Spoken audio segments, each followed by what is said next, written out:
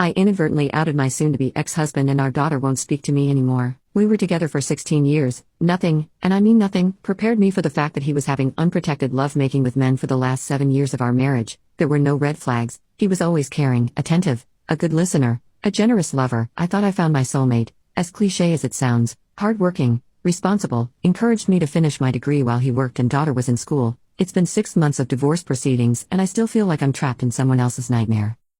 I found his secret phone when we were moving house. At first, I thought one of his friends must have forgotten theirs when they were helping us pack up some things, but as I picked it up I accidentally clicked the side button and the screen lit up with a picture of him and a man kissing. I tried his passcode and it worked. I'll spare you the long and many details, but yes, he is either gay or bi and has had multiple long-term relationships with various men, as well as plenty of hookups, at least 20 to 30 different men with whom he had unprotected lovemaking whilst making love with me at home. I'm embarrassed to admit that I vomited after reading all that correspondence. I'm not homophobic. His family is very liberal, blue voting, with multiple people openly gay. My family is very accepting. We attended pride events with my younger siblings. For goodness sake, why the hiding? Why the sneaking? I filed for divorce and he turned into a vindictive monster that fought me on everything, from the custody of our daughter to a set of fancy vintage porcelain figurines. He made outlandish claims that I was to reimburse for the amount he paid for my studies from the marital budget. Me and my lawyer spent many days reading the crap he sent through his lawyer. Ultimately, due to inability to reach an agreement, we went in front of a judge. It went about as well as you think it did. He and his lawyer, one of the men he was cheating with, apparently, spewed absolutely absurd nonsense. I was a negligent parent. I didn't deserve a family. I'm a wrong greedy trophy wife, whatever that is. Ultimately, me and my lawyer brought up the fact that he continuously put my health at risk by engaging in irresponsible intimate behaviors. Soon-to-be ex's response: oh well, I was on prep for 3 years.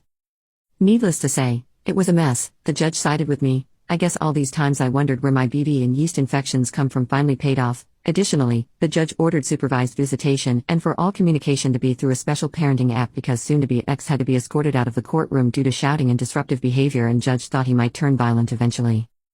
Out of sheer luck I do not have any STD, but I'm still scared. I feel disgusting and violated and I'm going to have to get tested every month for the next 6, per advice of my obgyn, and the cherry on top.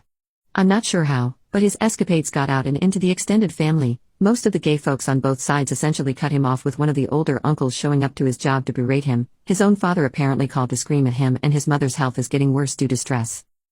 My daughter is angry at me that I outed him. She, in a very Gen Z teenage fashion, is giving me the cold shoulder because I could have ruined his life. She's in therapy already and that does not seem to be helping at all. If anything, she's using pop psychology lingo she hears there to berate me instead. She seems to understand that his behavior put me at a high risk of contracting an incurable disease, not to mention the cheating. That crap hurts.